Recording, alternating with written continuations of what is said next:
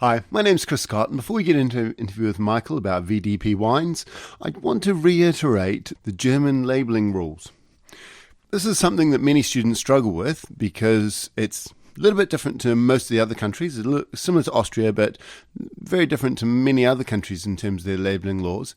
And the examiners almost habitually every year in their examiner's report complain that students do not understand the German labelling laws. So the questions come up in the exam regularly enough that you need to understand them. So let's just go through this very quickly. In general, there's two quality standards, if you like, and if you're in France, you'd call it AOPs or Appellation Contrôlés. They are Qualitätswein and Prädikatswein. The main difference is what they call must weights. Must weight is the amount of sugar that are in the grapes at harvest. It does not include any chaptalization or adding of sugar after harvest. It's purely to do with the ripeness and the level of sugar in the grapes at harvest. Qualitätsweins can be dry to medium sweet, and they are the sort of entry level, if you like, of PDO wines, or Protected Designation of Origin, your AOPs for France, if you like. Sitting above that is what's called the Prädikatsweins system, and this is divided up into a number of different subcategories. These are Cabernet, Spätlese, Auslese, Beerenauslese, Eiswein, and Trockenbeerenauslese. The key thing here is the must weights get higher at harvest, and you're not allowed to chaptalize these wines. So a Cabernet can be dry or medium sweet, and the way I think about it, just to remember that it's the lowest of the sweetness levels for Prädikatswein, is Cabernet, it's a bit like a dry, dusty drawer, so it's the lowest sweetness. I know it's not a great way of thinking about it, but it works. Spät in Germany means late, Lese is harvest, so Spätlese is like a late harvest. And again, this can be dry to medium sweet. And then the next one is Auslese. And Aus means select, so Auslese is selected harvest. Again, dry to medium sweet. So Cabernet, Spätlese and Auslese can all be dry wines. However, when the sugar levels in the grapes get higher, the sugar levels get so high that the yeast can't actually ferment all the sugars out to a dry wine. So the next level is Beerenauslese, or berry selected harvest. And Beerenauslese means that the wines are so sweet that if you tried to ferment all the sugars out, the alcohol level would get above 15.5 degrees, which is so high that it would kill the yeast off. So Beerenauslese must be a sweet wine. A Beerenauslese wine has usually got some sort of botrytis on it. And we know that botrytis gives, or noble rot, gives sort of flavours of apricots, or I get a sense of rye bread type of flavours in the wines. The next one is Eiswein or ice wine. Now, ice wine is a method of making a sweet wine where the grapes freeze on the vine, you bring them in, you crush them, and ice crystals float to the top. You skim off the ice crystals, effectively concentrating the wine. The buzzword for ice wine is purity of fruit. You get the flavour from the fruit. Trockenbeerenauslese. Trocken means dry, so it's dry, berry, select harvest. And that means it's like a selection de Grand Noble from Alsace. It's going around and selecting individual grapes that have got really heavy botrytis on them. As a result, these wines can get lusciously sweet. They are incredibly sweet wines. So going from lowest to highest in terms of must weights, you start with Qualitätswein, that's your first PDO.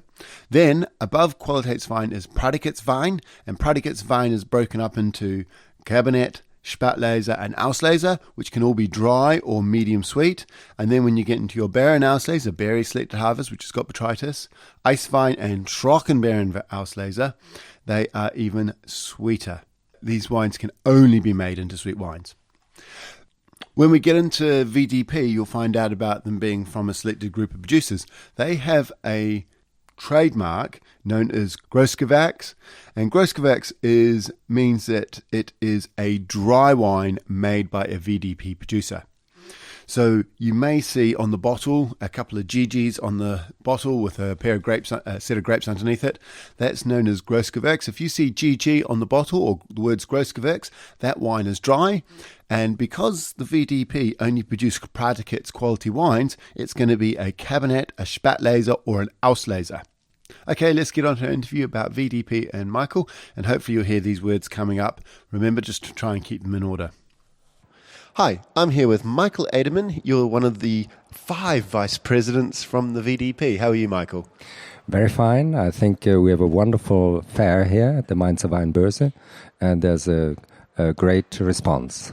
Excellent. Well, we'll get on to the fair in a minute, but tell us a wee bit about yourself, Michael. You're a grape grower? Yes, we're producing since 700 years in my winery some wine. This is north of Stuttgart, so in the south of Germany. What region's that? This is Baden-Württemberg. Excellent. And what sort of wines do you make down there? We have an old tradition in Germany. This is always a big number of wines, and I've got 12 different grapes. So, of course, you can imagine I have something like 30 bottlings a year. Okay, so quite a bit.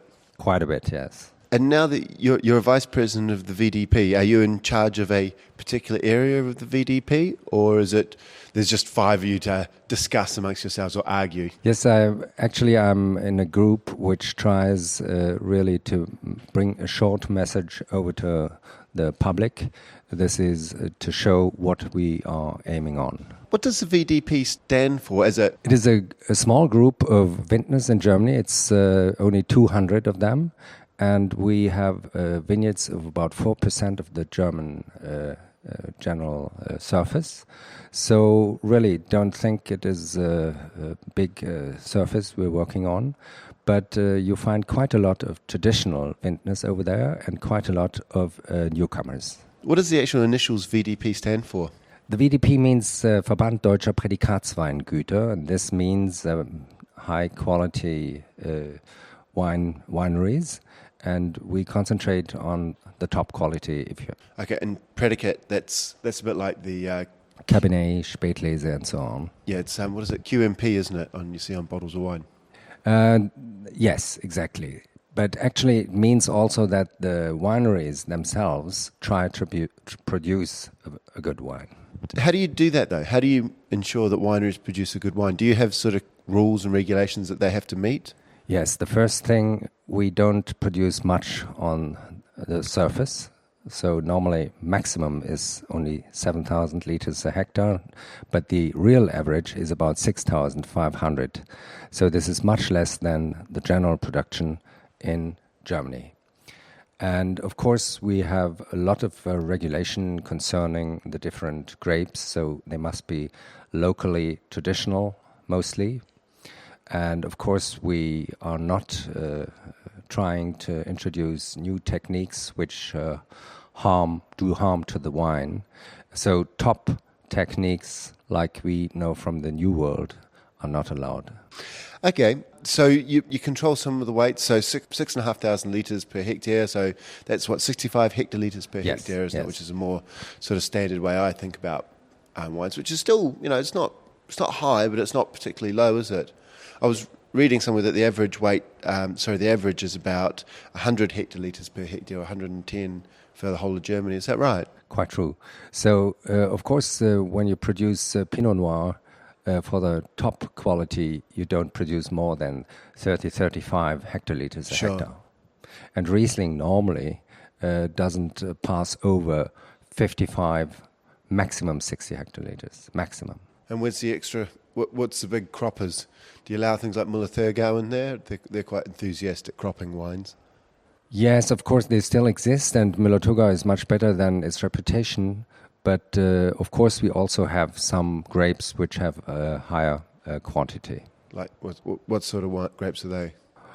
For example, if you don't control it, Silvaner can have more, or Lemberger, which is a red grape in my region. Okay. You must really have your hand on the production. Fantastic. And how long's the VDP been going for, Michael? In 2010, we will have 100 years anniversary. Fantastic. So that's quite a while, isn't it? Quite a while. And of course, at the beginning, it was, let's say, a little club of well-educated gentlemen who are trying to be nice to each other. And today, we are nice to each other, but we try to produce really constantly good quality. Oh, so it started out like a gentleman's club. Yes. Was it like a okay. private wee group of guys who are just, you scratch my back, I'll scratch yours? In some way, I wouldn't say it was just that way, but let's say nowadays we have a real controlling system and we have a very strict regulation for the production. And what other things do you guys do? I presume members of the VDP must pay some money to the VDP for the membership. What do you guys, you must have a budget. What do you do with your budget? How do you spend your money to promote the wines? So, of course, we have some special fairs. We also go to general fairs like the ProWein or the Vinexpo with some vintners. But the money normally goes more for the PR and, of course, for what is necessary to have this big apparatus. Sure. We're actually recording this in Mainz, just outside of Frankfurt. And there's a big trade show on today, and I've been going around testing some of the wines here. And they've been really, really good. I've been quite enjoying them, actually. I know, for example, in the UK, there are German wines, but there's not a lot of choice. And it's actually quite nice to be able to just rattle through loads and loads of wines and just start to get a feel for what the heck's going on. If I was a member of the public and I didn't know much about German wines and I wanted a really nice German wine, what would I be looking for? How would I know a wine's a VDP?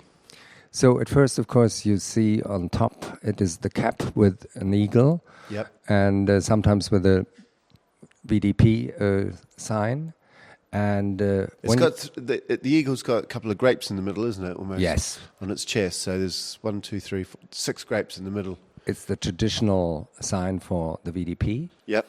And when you have a great growth, you have a special bottle with a one and a grape on it, so it's in the glass. Oh, okay, yeah, I can see that. It's stenciled. It's sort of stands proud of the glass. A one with those 6 grapes there.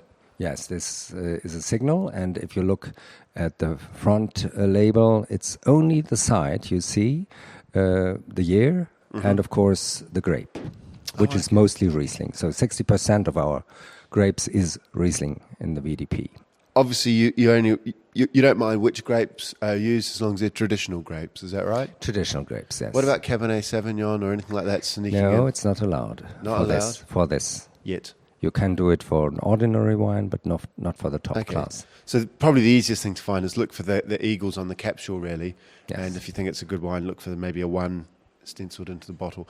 I've been talking to a couple of producers while I was at the show, and a couple of things came up in discussions. One of the things was Cabernet. Now, to me, must-waits for Cabernet, because I always think of Cabernet more... It's Cabernet, by definition, is... A light wine. A light wine. Is it a light wine, or is it more about the sugar level or the must wait at harvest? It's the must wait at harvest. You're not allowed to add some sugar, like for ordinary Qualitätsweine. Excellent. Okay, then I think we better finish up there, Michael. So thanks very much for your time. Thank you very much. Cheers, mate.